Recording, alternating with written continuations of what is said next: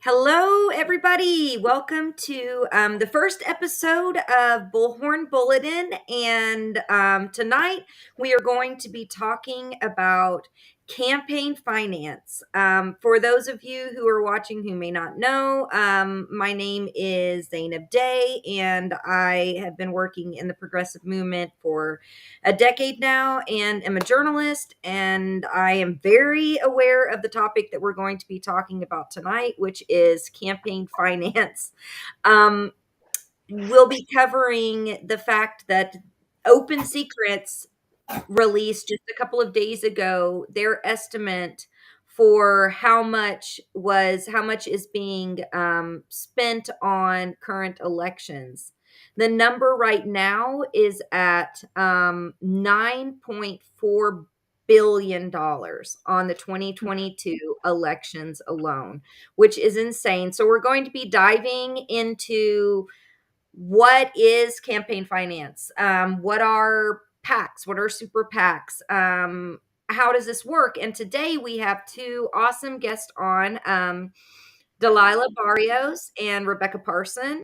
Both Delilah and Rebecca have ran for office, and they both understand the weight of trying to raise money, trying to get a campaign off the ground, trying to reach voters with limited resources. So we're going to be talking to them from their perspective, as well as just diving into some of the corruption out there. So I'll go ahead and take just a minute and let each of you guys introduce yourselves. We'll start with you, Delilah. Hi, thank you so much for inviting me. Yes, my name's Delilah Barrios. I'm running for governor in Texas. The election is ongoing. We just started early voting yesterday, and so I'm on the ballot on the Green Party ticket. And yeah, we are trying to show Texas what real grassroots activists running for office looks like.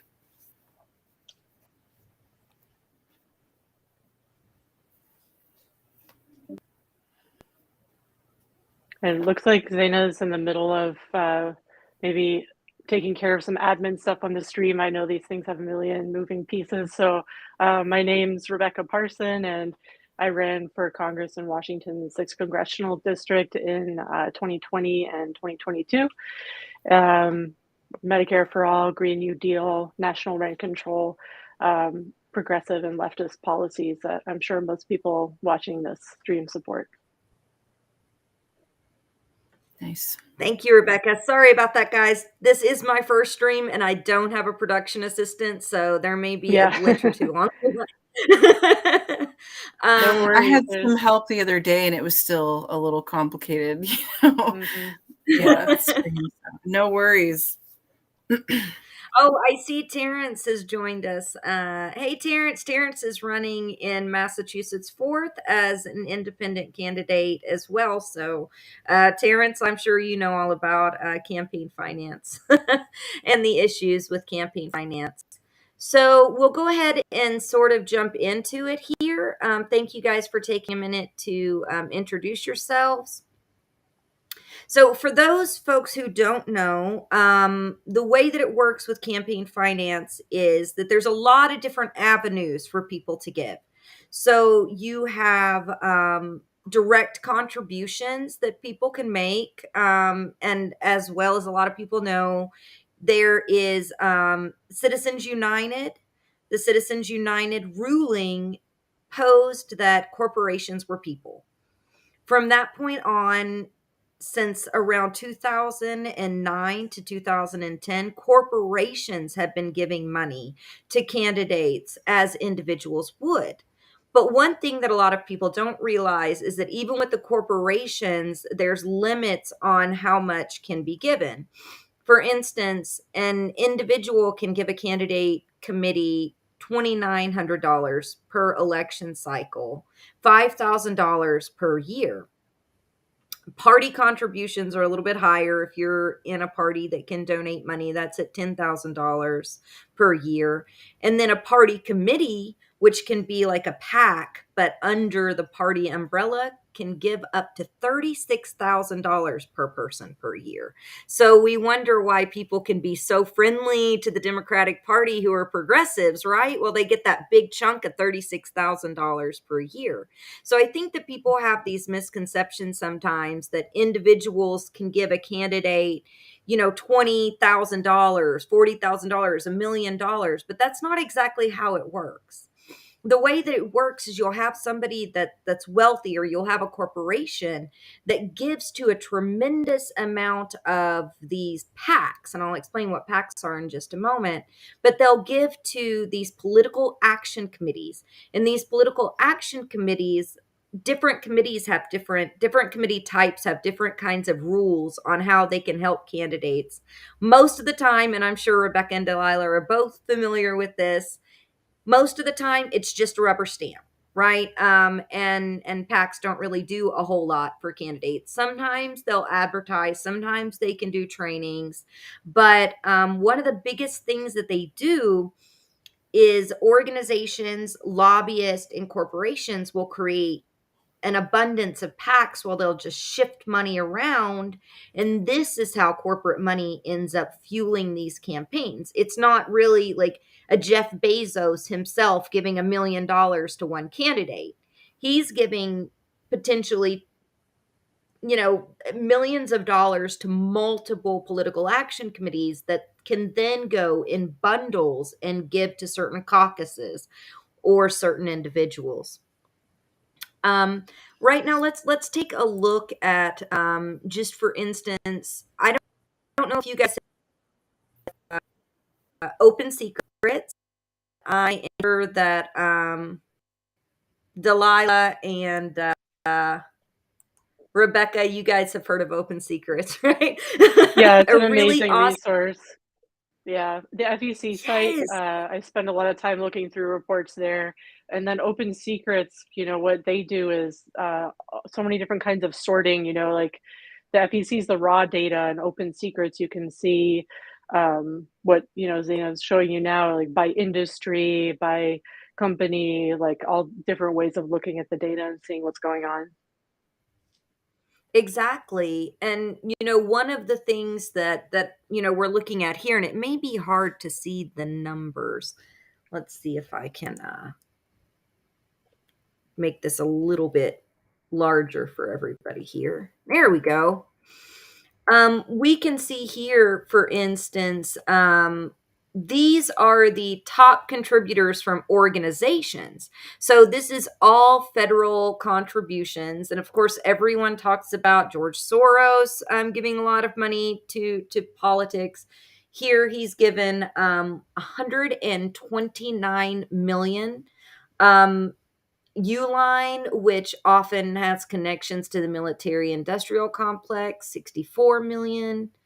Citadel LLC, Blackstone Group. So these are all organizations that are tied to industries in particular. And occasionally you will see unions. For instance, here's a carpenters and joiners union.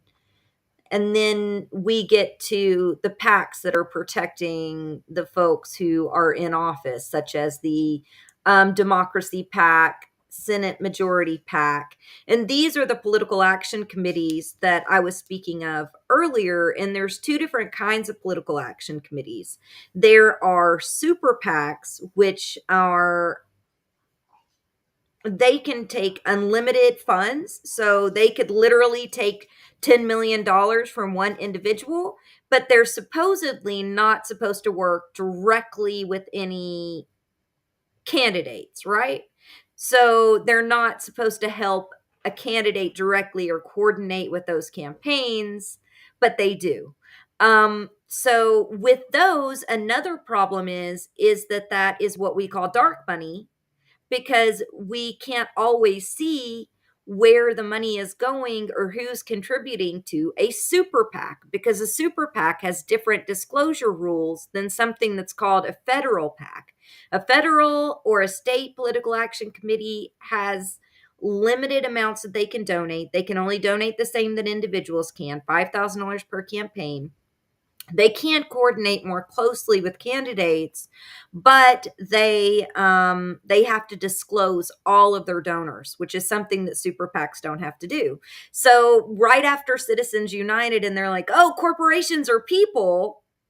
6 months later, they decided that super PACs can be made, and these corporations can give unlimited dark money. Now, I know this feels like old news, but it is one thing that I feel like we've kind of shifted away from and forgotten about a little bit, is the campaign finance aspect of what's going on. I don't hear people talking about that as often, or really understanding where it comes from. So we took a look at that. I don't want to get too boring here. I'm feeling like I'm pulling up slides and I'm about to I'm about to go like going through a lecture here. Let I me ask just you wanted to guys. mute, like I wanted to mute my mic, so I don't know. I don't know. I didn't want to like delay any of the feed, so that's really why I was quiet. I was like, I'm getting, a little bit too in the weeds, I think. So I would love to ask you guys a couple of questions. I'll start with one in particular. What were some of the challenges that you guys faced? I know one of the things that a lot of people don't realize is that there's a limitation in access to tools if you're working outside of the two-party system, right? Or even if you're a non-traditional candidate running, I know that for some of the reasons that people decide to run in the two-party system is because of access to the fundraising platform Act Blue, which is a Democratic Party fundraising platform, or access to voter rolls. Are those things, and all of that cost money, and the tools just aren't there? Are those some barriers that you guys have faced? I'll start with you, Delilah. Oh, okay. Yeah, actually, and actively, it's been a hell of a barrier. So I'm really grateful that I'm stubborn and I didn't let it deter me from doing this. But we don't take any corporate. All of our money is individual donors. So and like we have to file every single amount, and we don't have the apps like to donate easily because we have to take people's like employment information and residence and everything when they donate. So it's almost I don't know. I feel like it means more, at least me as a candidate, because like I know most of our donors, like they are unemployed, or they're only part-time workers or things like that, and they have limited funds themselves, and they're doing this thing to try and help. And it's really, I think Texas being as big as it is, and all of the money, both of the other two main candidates have raised millions of dollars in just this campaign alone, and it's like all that money just seems like it could have been better spent, helping people, but that's not really what they're trying to do. And, yeah, I definitely have felt that struggle. And a lot of other third party candidates that I've met have similar issues that they're facing. Are there any groups or individual, or any groups that you have found to be able to help you through that outside of the party, or tools, that any non-traditional tools that you've used? Yeah, this is all of it completely non-traditional candidacy. I don't, I mean, I call us DIY candidates because we've had to do a lot on our own. We've had people making their own shirts, and we've got people just doing like guerrilla flyers, like just trying to get the name out there. It's really been absolutely unconventional, and I'm really proud of that, actually, because everybody thinks that they have some recipe for success, and if the current state of the world in this country is what success looks like, I have doubts. So, I'm really, yeah, I've had a lot of issues. It's not been easy, but yeah, I'm actually glad that it went the way it did.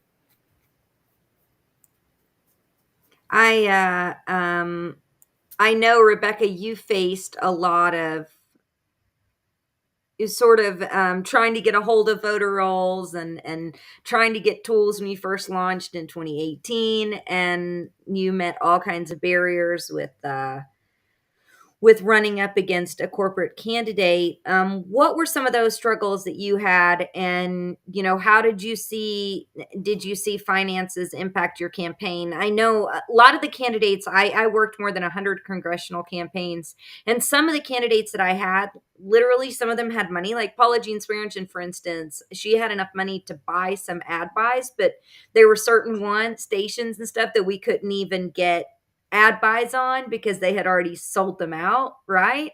So that's another way that even if you raise enough money, they can block you out. But what are some of the challenges that you have seen?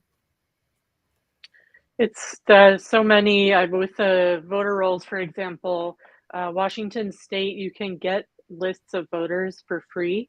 But what the Democratic Party has is additional information like up-to-date phone numbers and things like that.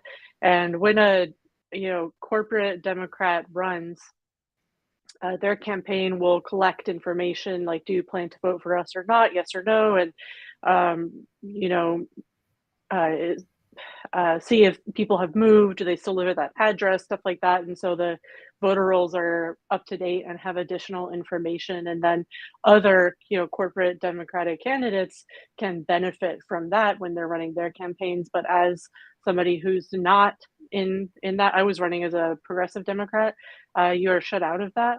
And so in 2020, I had to we spent thousands of dollars buying phone numbers to be able to call people.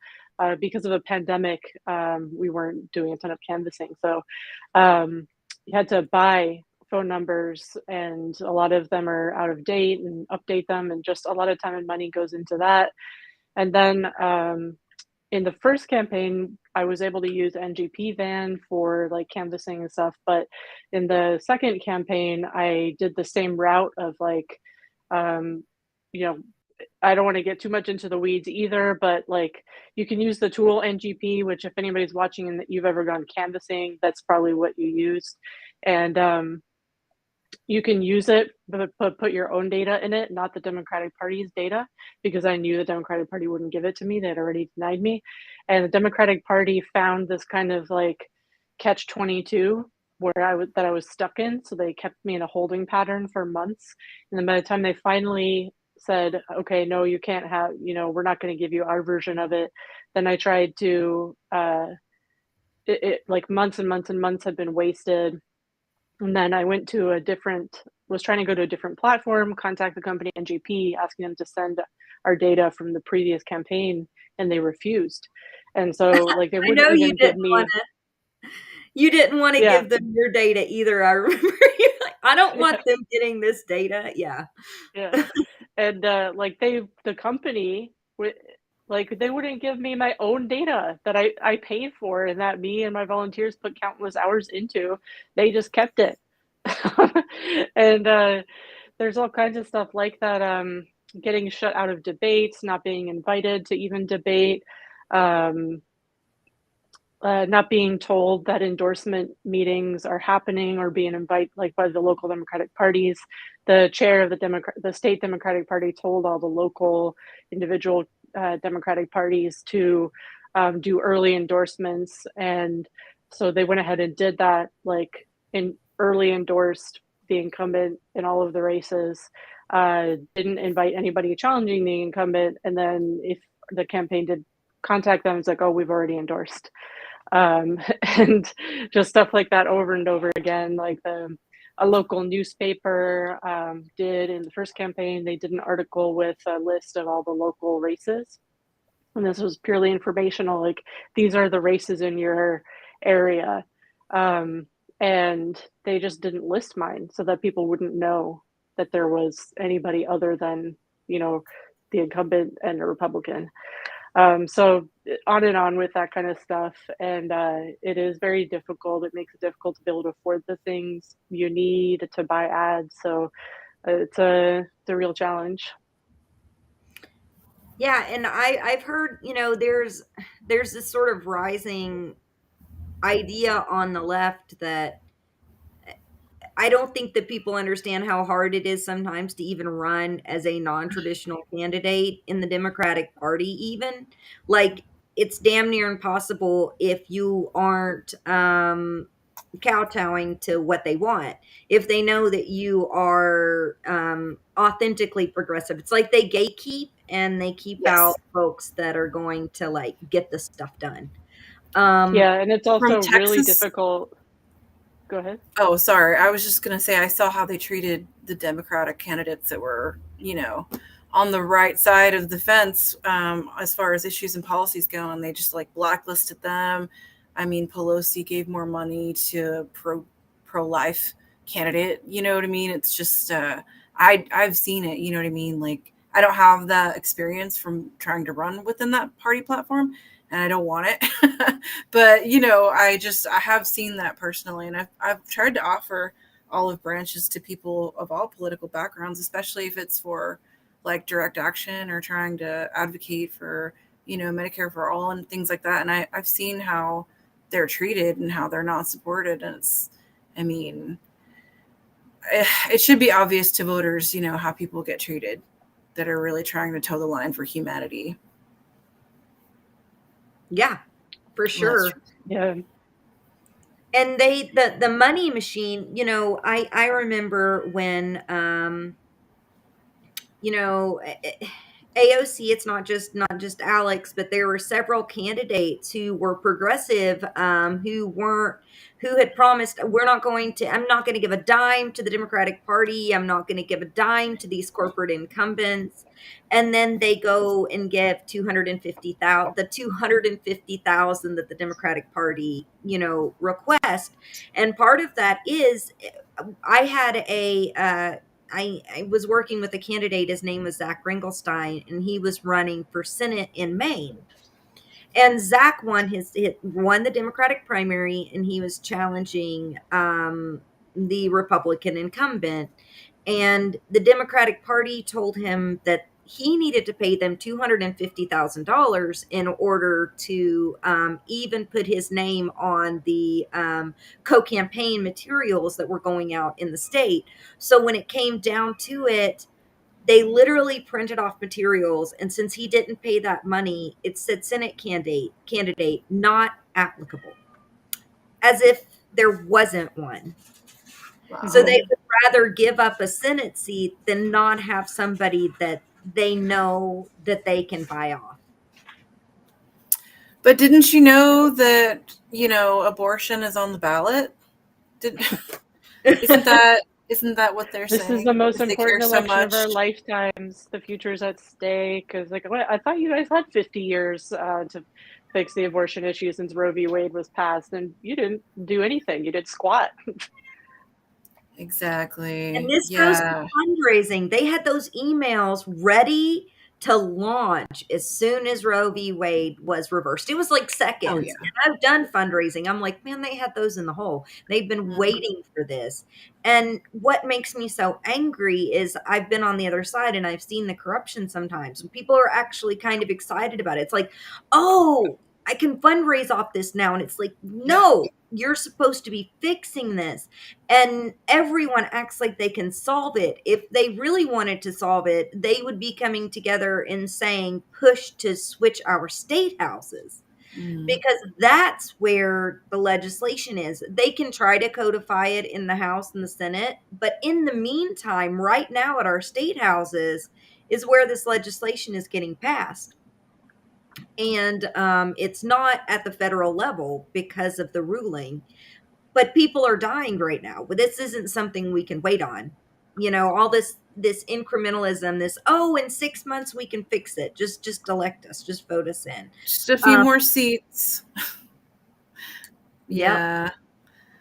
Yeah. I get really angry too because I think just as far as the patient care aspect, it puts us in a really hard position, you know. Um, and you know, on Mother's Day, like I spent my day talking to people about abortion rights because I wouldn't be a mother if I didn't have reproductive health care. So it's very frustrating. Yeah, I know they had it ready, like they were frothing at the mouth, and you know these bigoted lawmakers. There's the Democratic establishment doesn't offer any challenge to them ever consistently. So, you know, I think I think a lot of people are more aware than what we're being told or what we're, you know, the conversations aren't really happening on the ground level, like with regular people, especially in the leftist space. You know, a lot of it is we're online a lot and having these conversations, but even people who don't really consider themselves even politically aligned care about these issues. You know, it's something that they talk about and they're worried about. So yeah, I mean, I feel like they really definitely could have. I mean, we lost access under Biden, and he has every power to protect people, and he doesn't because he wouldn't, because that's not what he was elected to do. Yeah. That's true. And you know, I was thinking about Beto O'Rourke, who you're challenging now, and I know that we were talking about this a little bit earlier, right before the call started. But Beto has been working with an organization called Middle Seat, and Middle Seat is a marketing firm. So there's all these PR firms. I don't even. I'm a public relations specialist and a journalist. That was the two things I went to school for. So when people talk about public relations being spin, I get upset. I'm like, no, public relations is supposed to help people, you know. But it is these are public relations firms. This is a marketing agency that markets an individual, and a lot of times they don't market them in an authentic way. You know, they paint a story of who the person is. And Rebecca, you know this from when I used to work with candidates. I would always say, just be yourself. You know, that's what sells. But you'll have these firms come in and they sort of, you know, they make these big figures. But the crazy thing is Beto has spent, and this was partially to cover up his very non-progressive voting record, um, from when he wanted to transition from running for House seats to the Senate and then the presidency. He had to make himself look progressive because it was right after the Bernie boom. And we had a lot of candidates sort of rise up and want to run because they were inspired by Bernie and they were inspired by the progressive movement. And then, of course, we had some people, which is what always happens, that were inauthentic, and Beto falls more under that. But he had spent almost it was right around $32 million on Middle Seat through his PACs, his political action committees, and his campaign, which is absolutely insane. This is just a company. What they do is they do some TV ads, you know, they write emails to people, and they do social media. Now, there's nothing wrong with having a staff that you're paying. I believe that campaigns shouldn't just be all Yeah. volunteer ran if you can afford it. Door knockers should get paid. You know, staff members should get paid. Campaign managers should get paid. You have to have some reliance on volunteers, but that's what that money should be going to.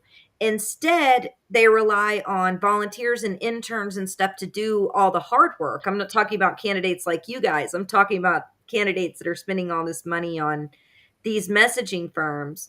And then they're paying their staff not living wages, and they're running their whole campaigns off of interns while they're paying these corporations this outrageous, you know, not these messaging firms, this outrageous amount of money. I don't know if you've heard anything about Beto's crazy expenditures, Delilah, but I mean, I've heard some, okay. I've heard some numbers.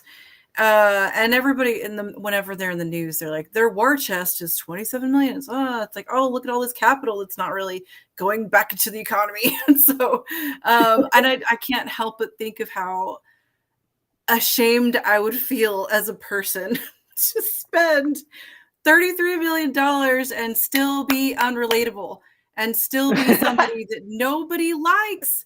I've met like 2 or 3 people in real life that are like, but I like him. And I'm like, oh, okay. Why do you like him? And they're like, I don't know. It's like, okay, well, I mean, that's fine. And they're, it's very, I would be so embarrassed to have those figures attached to my name and have absolutely nothing to show for it. And of course, like, I'm a socialist. I think that that's just gross to spend that much money on your appearance and your perceived good. If you did good things, then you wouldn't need PR to make you look better. You would just have, the community that you visited or word of mouth to suggest that you're not a piece of crap. So I think it's I'm just a regular worker. When I hear these figures, I'm just like trying not to vomit in my own mouth because it's grotesque to me.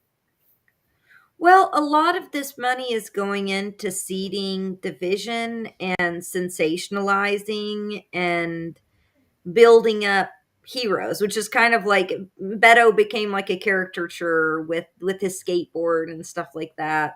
Kilmer actually just kind of flies under the radar. There's some that are like the big personalities, and then there's some that are just like milk toast, Mm-hmm. boring as. Yeah, just in their, Docker dad pants and flying under the radar, and no news is good news, but quietly amassing a lot of money and power. Yep. I feel that way about Greg Abbott. Like, he really hasn't spent that much on ads and things like that from what I've seen. And yeah, he tries to keep a lower profile, but then they pull these stunts, and they send people out of the state, people who are migrants and are refugees, and they'll spend money to do that. But it's as far as like the political angle, he's already in power, so he's just exploiting that, right, to keep in the headlines. But the one coming against is spending all this money on campaign ads, and I don't know.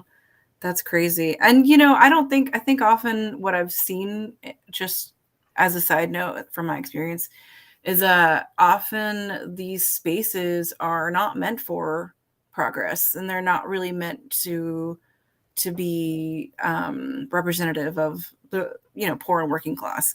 That's why people get blacklisted and pushed out, right? Because they really don't want an empowered, educated populace.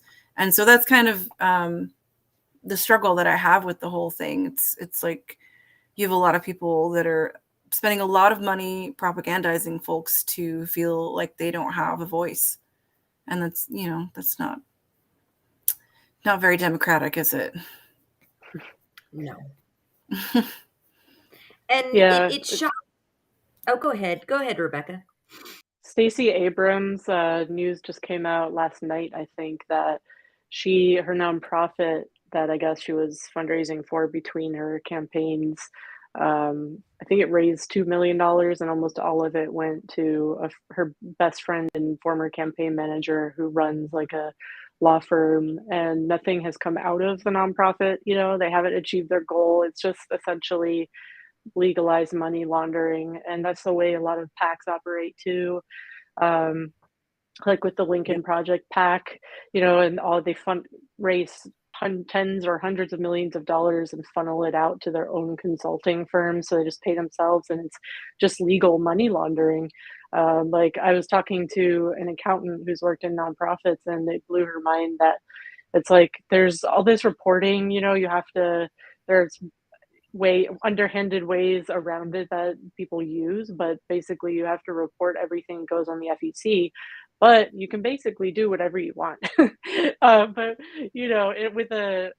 it's just mind-blowing, the amount of money and greed and corruption in politics, and how we sit on the verge of climate collapse and just total catastrophe, and our two parties are pushing for war with with two nuclear superpowers, and the political class is just seeing how rich they can get off of or regular people's pocketbooks. It's just sickening. It's disgusting.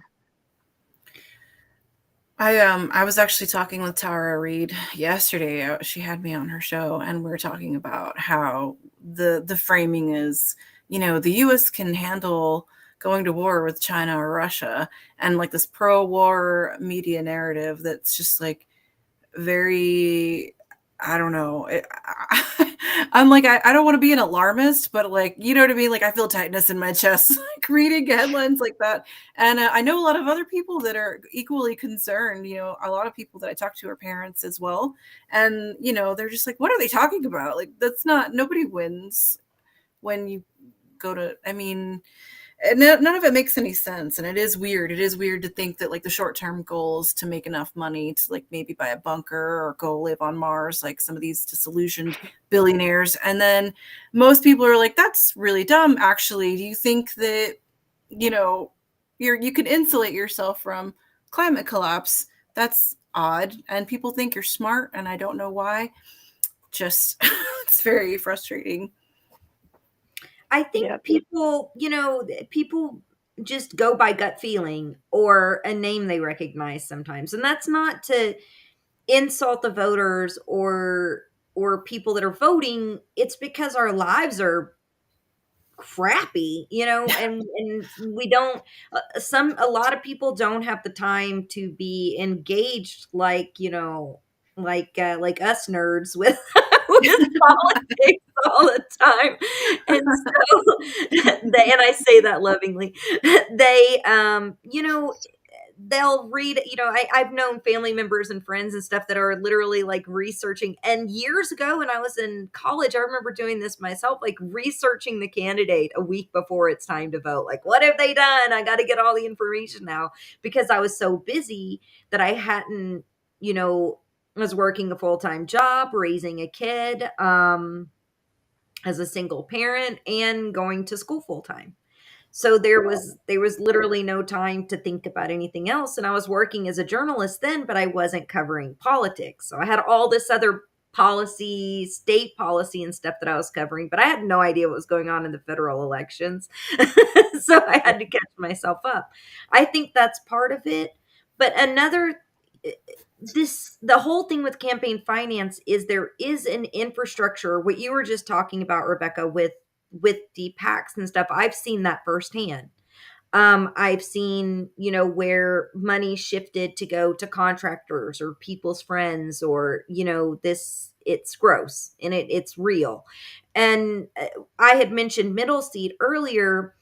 Middle Seat does the campaigning for Justice Democrats, for all of the squad, for several progressives, that the non-corporate donor folks. But they've made, the last time I checked, and I need to check the FEC again, I believe it's around $70 million in just 2.5 campaign cycles, which is insane to me. And it was founded by two people that literally came off of the Bernie Sanders campaign. So it was founded by, Zach Exley helped to found it, but he's no longer with them. He was one of the founders of Justice Democrats. So there was this link there that I didn't even see when I was working at Justice Democrats. I didn't see this link, but this link there is that they do the messaging and stuff for almost every Justice Democrats candidate. Like I said, for Beto, and they did it for Joe Manchin, for Joe Biden. Well, pretty much the same person. Yeah, right. for Crime Bill Joe. And they were trying, the whole thing with Joe is that they were trying to make him look progressive too. So that's part of what they do, is they make people look progressive that aren't, right? But what they actually did with messaging with the squad, and I saw it firsthand, is they went and tempered it to try to make them look more moderate. Yeah. And so you're not getting anything real. When I worked as a communications advisor for candidates, I tried to get out there the real thing, but it was always a pushback with these conglomerates, with these people that want to make a lot of money, trying to make the representative into something that they're not. And if somebody's willing to do that, which I know neither one of you guys have been, but if somebody's willing to do that, then they're going to be maybe willing to compromise a lot of other things once they get elected. So I never trust that. But that money machine, it just churns. And it is, I don't understand why. For instance, AOC paid the last time I checked $4.9 million to Middle Seat. What for? To write some Yeah. emails? To have some campaign ads? For what? I How much imagine it's actually would more or have less gone a to privilege. organizing? Go ahead, Delilah. I'm so sorry. I was just thinking, like, I don't think that it's I know that they're saying it's for messaging, right? But it's not for messaging toward the poor and working class anymore. They've jumped that ship already. It's to message to the powerful and the elite that they're for sale. Because that's what it looks like to me. This trend has been pretty clear. We know who you're interested in. We know who you're not interested in. So I don't think, I mean, it's probably a cover. I don't think that they're worried about messaging to voters so much as they're messaging to the rich and powerful that, you know, they're willing to work for them just as hard as the Republicans are. That's what it looks like to me. But, it's hard to say. And I think I personally get so mad because the Republicans are extremely dangerous right now. Corporate Democrats are horrible, don't get me wrong, but with anti-LGBTQ legislation, with heightened misogyny, with the growing racism, and now, I'm seeing all of these ideals also growing in the left. You've got this crazy ass Yeah. MAGA communism nonsense that's going, like, So what is MAGA? stupid. Oh God, yeah. But it's picking up steam and people are falling for it because there's this, desire for a strong man. You've got the 4chan, Gamergate Oh, yeah. people that are influenced, and it's a lot of men in their 20s to their 40s that are falling for this kind of thing. And I don't know, I think it's a challenge, and I think if the left is going to start being absorbed by that, we can't, and the Democrats are just as corrupt as the Republicans when it comes to doing anything. It's very, very frustrating. So my question, I guess, to you guys is, how do we save the world? How do we save the world, and what's next, and what are the solutions to everything? No, I'm just kidding. I'm going to let Rebecca go first. You go. Um, well, for me, I'm just disgusted with both parties. If I ever run again, I highly doubt it'll be within one of the two parties. It's, to me, what I've learned is it's equally difficult to run as a non-corporate Democrat as a third party. Some of the challenges are the same, some of them are different. But if you add it all up and look like which is more likely to succeed, I think it's so difficult either way. And there's just like, uh, I I don't know what, we had this theory. It's like we get this progressive group of people elected, and then some people, like some of the DSA crowd, said, then they do a dirty break, or some people say, well, then they'll get in, form like a kind of leftist freedom caucus where they use hardball tactics to get stuff done. None of it's happening. They're not willing to do any of it. Like the representatives sell out, the staff sells out. One other thing we didn't touch on was how hard it is to find staff. It is because they don't want to ruin their careers by working for a non-approved candidate. And so I just, whether it's at the state level or federally, it's very difficult with electoral politics. I don't know. I may run again, may not, but I think right now what's really inspiring is all of the worker organizing going on. And so I decided to start a national strike fund that's independent, because a lot of the labor union leadership has the same issues as the Democratic Party leadership.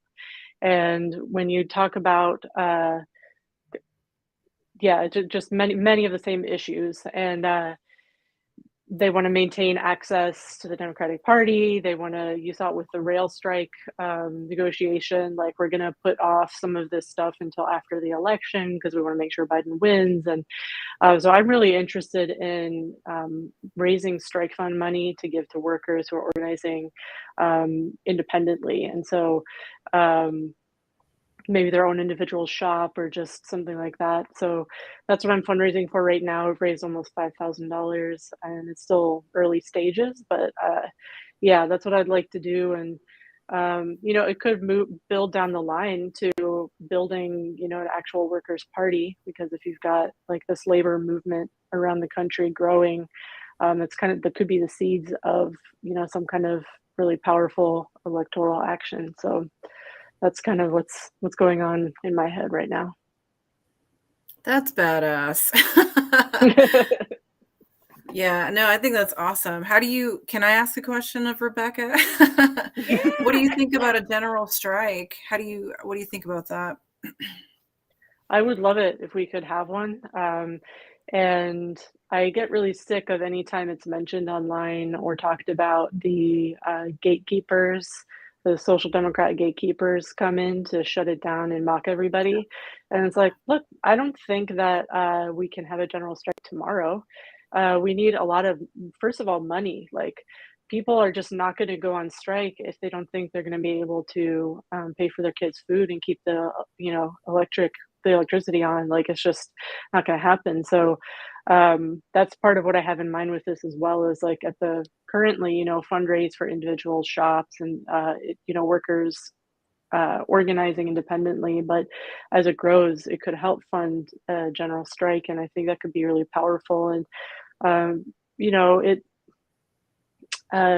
the Seattle general strike happened about 100 years ago, and it happened in the midst of a lot of really radical organizing and around the time of the Russian Revolution.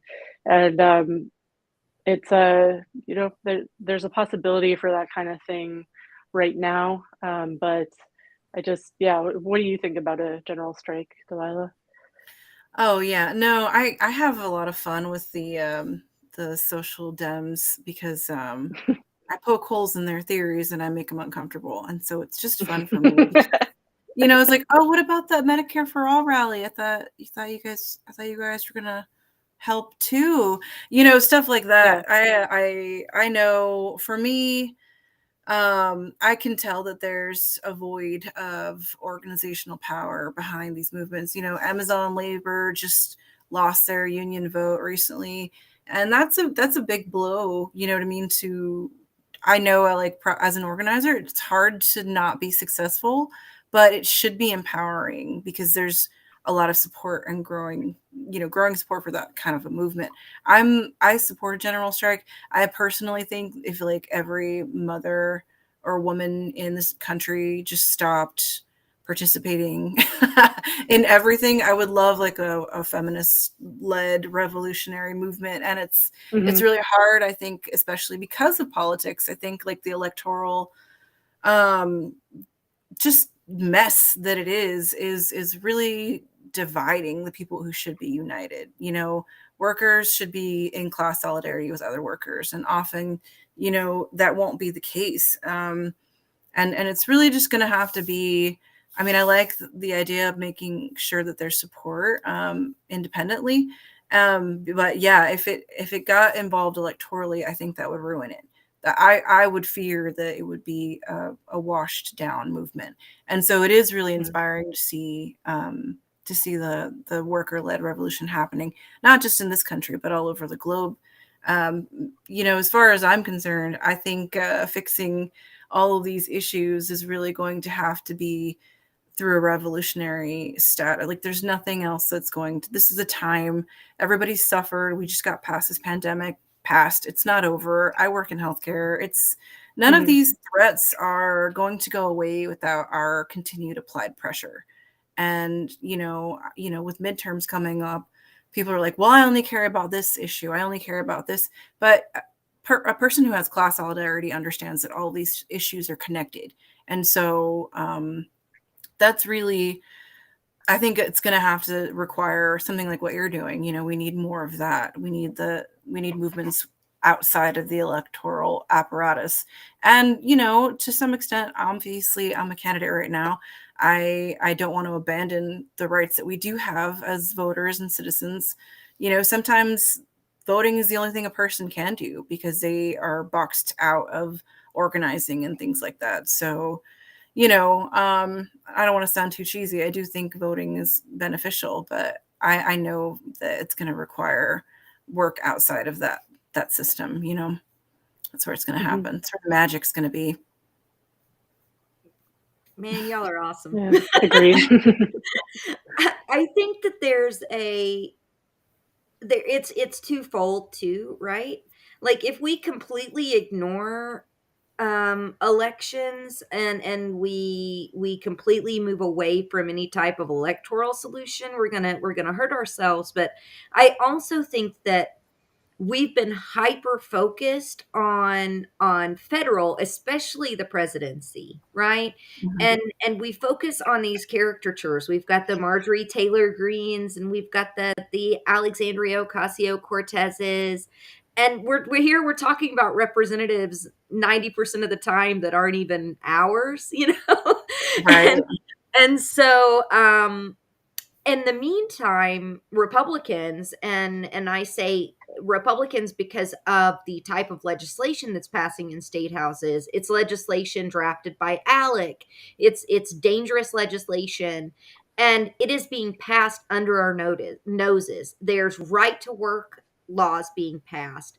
There's anti-abortion laws. There's school privatization laws and municipality privatization laws. They're running for school boards. We have the Proud Boys that have spent a ton of money to help back and support seats that are running for school boards, as well as the Betsy DeVos Foundation and others.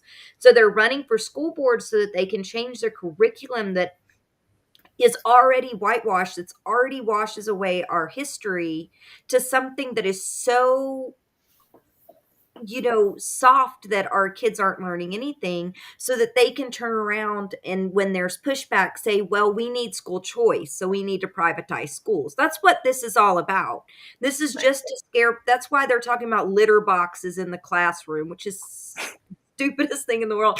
Somebody made a joke that, yeah, if there was a litter box in classrooms, everyone would know it. I can't remember where I saw that, but like I think it might have been John Oliver, but it's like no one would not know about that in the whole community because every 12-year-old would only be talking about that. So there's a lot of ridiculous exaggerations. That's if you look at the end goal, it's all tied to money, or it's Yeah. tied to control. I mean, I would say that there's a lot of hatred too that's tied to it, but you have so that's why right now, if we went and we pushed at our state houses and we organized and we went en masse to the state capitals and we raised hell, we might actually block some of these bills. But that means that we shouldn't focus on the Democratic Party or the Republican Party or any party. We should be calling every single one of them out. I feel like on the left, we get in this space a lot of times where we get most frustrated with Democrats, most frustrated with the people that promised us that they wouldn't do a certain thing, without realizing that, like right here in my backyard, Rand Paul promises us all health care. He promises to end the wars. He promises to break the monopolies. He promises to secure our schools, right? Right in my backyard. And so Republicans actually do make a lot of the same promises and then go and do something else. But they're taking power at the local level and the state levels. And that's where they're making the change, through their gubernatorialships and through their state houses and through local municipalities. And they've done a really, really amazing job. So, not that that's a good thing. They just have. They're a lot better at organizing than the left. That's part of the problem. I mean, I think that we talk about the left, problems with the left and how we're divided. And I think part of it is the culture war. People are going to talk about Kanye. They're going to talk about Johnny Depp and Amber Heard, they're going to talk about things that don't really matter to them, their material conditions, but they get caught up in that. That energy gets, for me, like I just think that energy gets wasted in these processes. Like we have a group down here called Moms Against Greg Abbott, and I was like, oh, they're having protests at the Capitol and they're doing all these things. That's so cool. And then a lot of my supporters were, and myself, we were all part of that group, like, let's do direct action, let's organize, it's awesome. And they were like, we don't care about any other candidate besides O'Rourke. And we're just like, why are you putting all of your weight behind? I mean, you guys are making money and you're selling shirts and things, and it's just, it's that. So that's part of the problem, right? Because people are like, I'm doing a good thing, I'm helping these people, like these people who are making promises, and they're not pressuring. Like, we could be using that energy to pressure our representatives now, not get swept up in the elections. So that's part of the issue. But I've grown up here, and I'm not unaccustomed to people who have bigoted beliefs. That's part of the challenge as anybody who considers himself on the left. You have to have not only the information, but the dedication to stand up for others. And it's really hard. It's hard just doing that for yourself. A lot of times people struggle. And, I think we put a lot of pressure on Gen Z, like, oh, you guys got it. No, like, it's not, you know what I mean? Like, we have to be there Y'all need to too. save us. Yeah, right. And so I just, that's part of the issues I see. It's like, culturally, we just have these things that we consider acceptable, and we need to just stop running cover for it. That's just like, don't, if you have to explain why you're supporting somebody, or if you have to defend why you're doing something, then I mean, what, you're not on solid ground, right? You're not really committed to the cause. And I think that that's hard because, like you said earlier, a lot of us are struggling. A lot of people can't pay their bills, and the winter's coming, and people may not have electricity, they may not have heat. There's a lot of people living out on the streets right now. So the growing inequality is a pressing issue. But at some point, I feel like we're really running out of options, and people, if they can't pay attention to what's happening, it's because they're being crushed by the boot of capitalism. And there's not enough organization against that.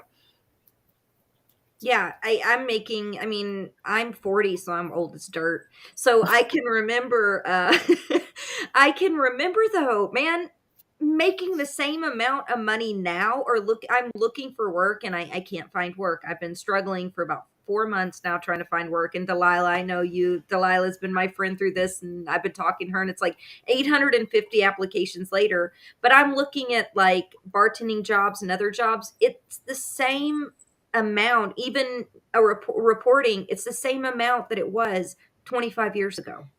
Right. 20 years ago when I started in the workforce, but the cost of everything has quadrupled. It's insane.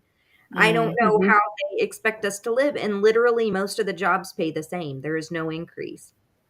Yeah. But I wanted to go around, and I know Rebecca has to head out soon, and our hour is almost up. So I wanted to ask you guys how people can support your projects that you have going on. And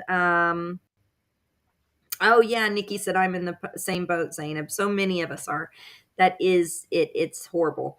But yeah, you guys want to just talk about how people can reach you? Sorry, my cat is crying to go outside, and I'm hyper distracted right now because she's been doing it No all worries. day. My daughter's been taking her out. She's still a kitten, so she'll meow Oh. about straight. So yeah, I'm getting a little distracted. I apologize. Cats distract. You know how it is. At least she's not walking on my keyboard. But My yeah, dog's distracting me right now, so no worries. your dog is. Yeah. That's what pets do. They're amazing. But yeah, so how can people get a hold of you, or how can people find the projects that you're working on, get involved, and where can folks find you? You go first. You can go to projectstrikewave.org for information and to donate to the Strike Fund, and follow me on Twitter at Rebecca for WA. Feel free to DM or whatever if you want to get in touch. And I'm also looking for workers who are organizing their workplace without any institutional support. So if you know of one, especially if it's not getting media attention, DM me, let me know, because I'd really like to learn about people like that. Awesome. Thank you, Rebecca. Thank you. Cool. Always the badass. All right, you, Delilah. Right, yeah. So my name is on the ballot, Delilah Barrios for governor of Texas. Our website is delilahfortexas.com. All no numbers or anything, so the full word of Texas. Yeah, and so what we do with our donations is we try to spend it back in the community. So, like we'll have like a book drive, or we'll donate, supplies, or we'll fill up a community fridge, stuff like that. So if you are so inclined to donate to us, please know that we'll make sure it goes back into the community. And yeah, just get the word out to your friends and family in Texas. They have another option on the ballot this election, and hopefully we can make some real positive change down here. And thanks for your time, everyone. Appreciate you. Thank you. Thank you guys so much, and thank you both for joining and talking some campaign finance. Thanks for having me. Bye. Bye, guys. Bye. Thanks.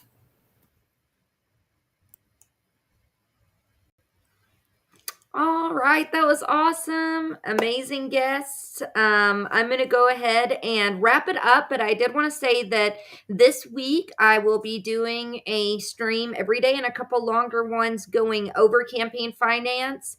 And having an opportunity, you can write in and ask about your congressperson, and we can do research and together and see where the dirty money is. And I'm going to be showing people how you can search on FEC to do research about your candidates, how you can learn more. I'm going to be talking more about organizations like Middle Seat, where that money goes, how it's spent, and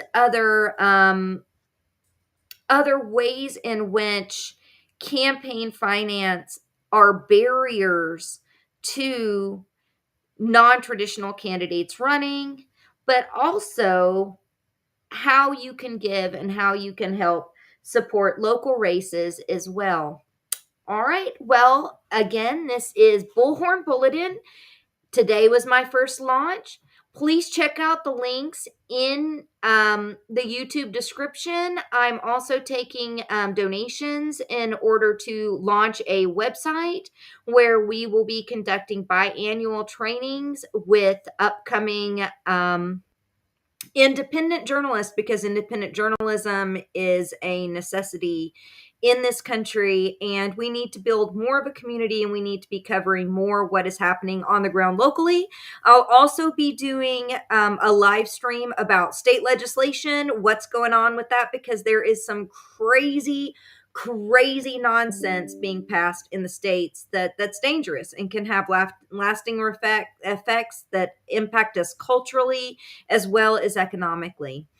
So thanks so much for joining, everyone. Have a great night, and I appreciate all of you.